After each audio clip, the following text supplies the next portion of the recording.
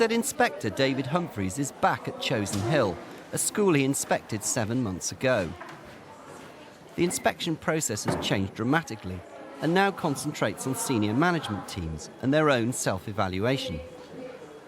Hi there. Hello, morning. Good to see you again. Absolutely. Shirley Bridget? It's a lifetime, it's just Hello, Shirley. Great. For this film, we've asked 2 inspectors to do something they don't normally do: return to schools they've recently visited. So what do head teachers need to do to get top marks? The inspectors say, take more risks in the classroom.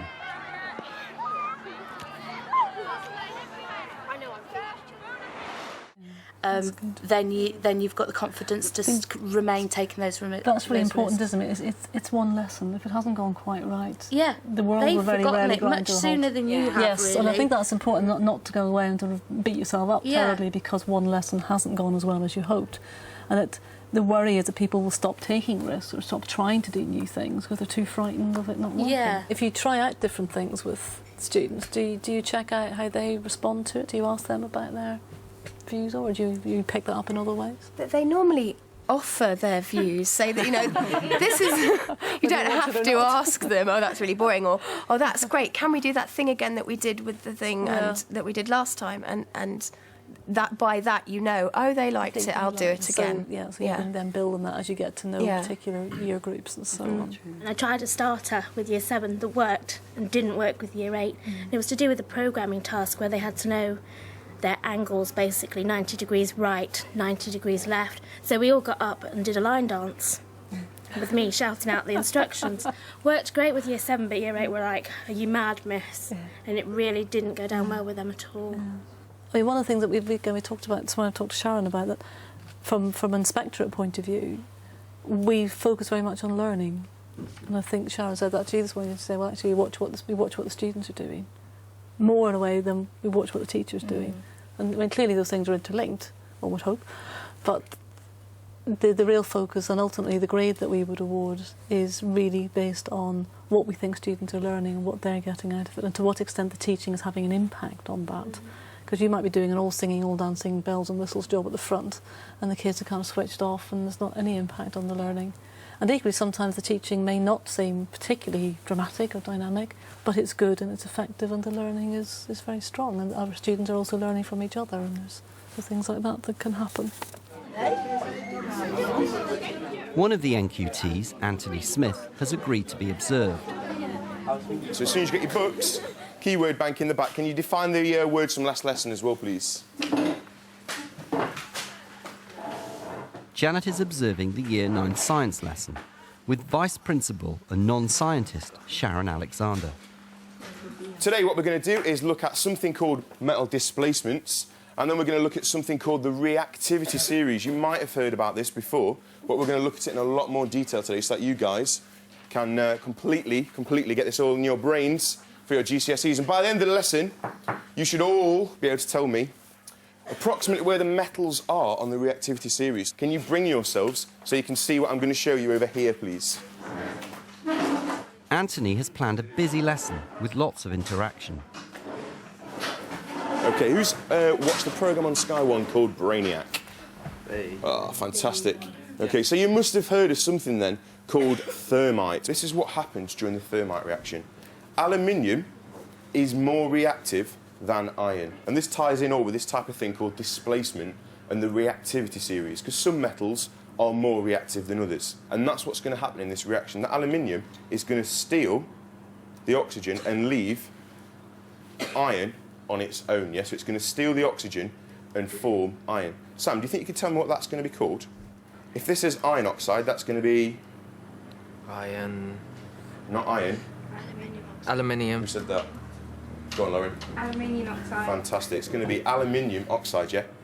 Are you ready to see this? Yes. We're going to light the fuse. The fuse is going to go down into the powder. The powder is going to ignite. It's going to ignite the thermite mixture. You won't be able to take your eyes off the shower of sparks coming out the top of this. It's going to look really spectacular. Try, if you can, to look and see if you can spot this molten iron. OK? Right, the fuse is lit. I need to run off out of the way. That fuse is going to hit the magnesium powder. When it hits the powder, the thermite reaction is going to happen, aren't you? Whoa! Amazing. Oh, my eyes. And there we go. That is the thermite reaction. And remember what I said about molten iron being formed? Watch this bit carefully. That is molten iron, okay? Does it dumb it down? Kids understand. Well, he's good at latching into things. I think who saw this on Sky TV? Yeah, exactly, yes. I don't know that programme, Yeah, but no, they I obviously don't do. either. And then he used that to draw in who knows about Yeah. thermite, who knows about it. Links to things that they're interested in. Yeah, things. absolutely. And he seems able to really sort of engage them. And he's just got a good delivery as well. He Sort of has. He's got a enthusiastic, really lively, good manner with the kids. and there's good rapport and a bit of humour. And Yes. they respond to that. Yeah. This experiment is going to help you to decide which metals are really reactive and which metals aren't so reactive. Now, you know, you must have a rough idea, as it is, you know, if I said to you, James, is gold reactive or not reactive? You're going to say it's... Not reactive. Of course it is, you know, you're not doing the dishes with a gold ring on and suddenly your finger blows off or it starts releasing hydrogen gas or something like that, is it? We know gold is not very reactive. But what we might not know is things like potassium, sodium, copper, iron, zinc, where they all fit in this series, because they're not things that we have around us all the time, are they? I've got in my little dimple tray, and there's 2 stacks just at the back of the room that you need to get yourselves, is a piece of magnesium, OK? I'm going to add to it about 4 or 5 drops of copper sulfate. Now, what you need to do is make sure that you're really, really looking at this really carefully, because some of these things, they're not as spectacular as thermite, they're really, really subtle. It might just be that a little bubble of gas is given off. It might just be that has a little colour change. This one's quite obvious. Good teaching is usually fairly well planned and structured. Not necessarily in the form of having the 46-page lesson plan that covers every minute of every lesson. I've seen some fairly scant lesson plans, but it's quite clear the teachers know exactly what they're doing at what point and has paced it well, and the lesson's been very successful. Is everyone clear what I'm asking you to do? Yeah. Yep. Sure? Yep. Wonderful. Right, you need to put goggles and aprons on before you get your kit, and then get on with it, please. So you as an inspector are not looking for a perfect lesson plan on a piece of paper? No, I just don't really value that all that much, really. I'm not sure I'm allowed to say that. I think it's important to understand that the planning has taken place. But I think you can usually see that in the outcome of the lesson. I'm going to give you 3 lives. If you can get to the end of this sequence without losing all 3 lives, then I'll bring in loads of sweets on Friday. If, however, you lose all those lives, getting down there, then you've got to bring me loads of sweets on Friday, OK? Is that a fair deal? But you can see very well-written lesson plans, enormously documented, very detailed, but actually the learning doesn't work. The teacher becomes a bit worried about deviating from the lesson plan. They want to stay very... And even when something's not quite working, they stick a bit doggedly to what they've planned because they feel they should, or they've invested a huge amount of time and effort in the planning. And sometimes it's better to go with the flow a little bit and allow things to move. And I think if I was observing in class, I wouldn't see that as a negative thing. So the first card that I'm going to turn over then, starting off, is calcium. The plenary is unusual. Is iron higher or lower than calcium? Anthony's looking for active and noisy participation. Thanks to Josh. What's the next one going to be then? Is it going to be higher or lower? Higher. Higher. Amelia, what do you think? Higher. You think higher? OK. We're going to go higher than iron. And the next one is... aluminium. Is it higher? Yeah. It is indeed higher. And the next one is lead. So, well done you.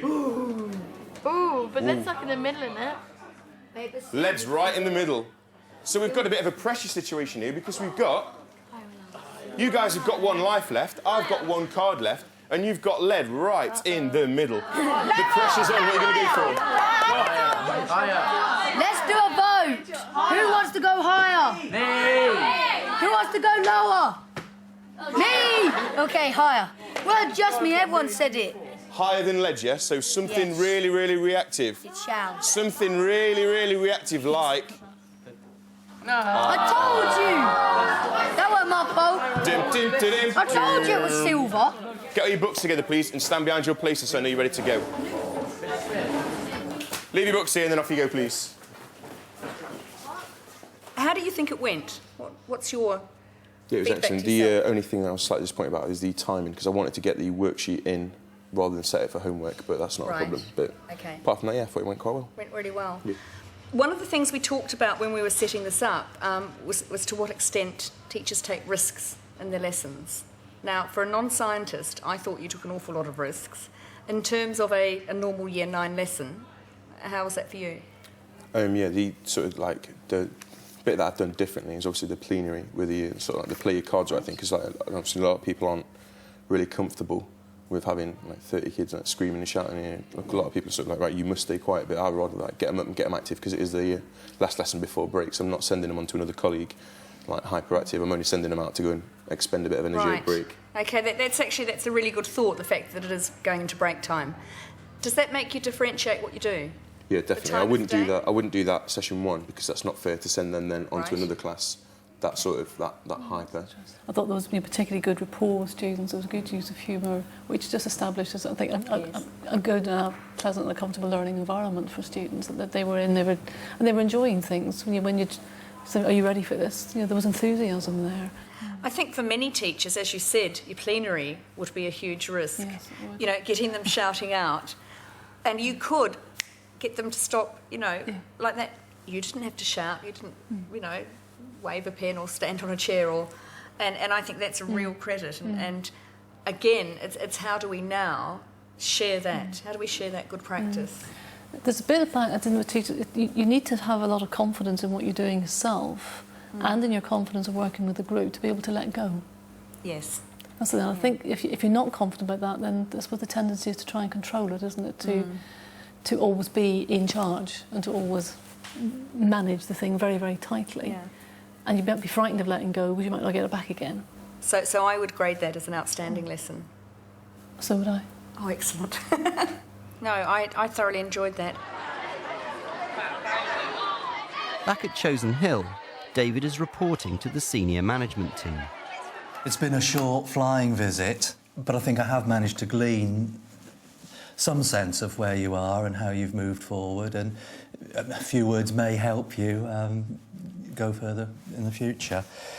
We talked in November about innovative, imaginative teaching, stimulating their interest and trying to spread that more across the school and build on best practice. I think there are signs of that beginning to happen. We saw some practical work in a maths lesson, and pupils also talk about practical work inevitably in things like science and DT, but also in other subjects. They are all able to tell us about activities they've done that have risen above the mundane, that have involved some more imaginative activities, involved them being more actively engaged in their learning. I think the joint observations you're doing clearly have enormous potential.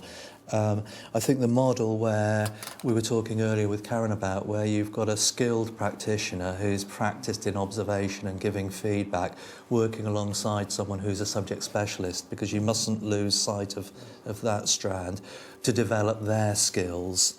I think that's well designed to push forward and develop that type of ability to self-evaluate at a subject level. Sure, to some extent you can do it from on high, but what you really want to get is a culture and an ethos where it's happening at a departmental, at a subject level. So I think what you're doing there is good. Which does take us to the I word, impact. And I think clearly observation is a way of getting at the impact of your actions. What do your observations tell you about the overall quality of teaching and learning? Is it moving on? If you do sequences of observations now and in a year's time, is the overall quality of teaching in the school higher than it was? The message to teachers from the Ofsted inspectors is keep trying out new ideas, even if they don't always come off. I don't want to see teachers being put off and think, oh, well, I can't try that again because it didn't work. It's not going to damage the life chances of those children because one lesson didn't work out. Whereas non-exciting, dull, sort of pedestrian type of teaching day in, day out isn't really going to switch them onto learning very much.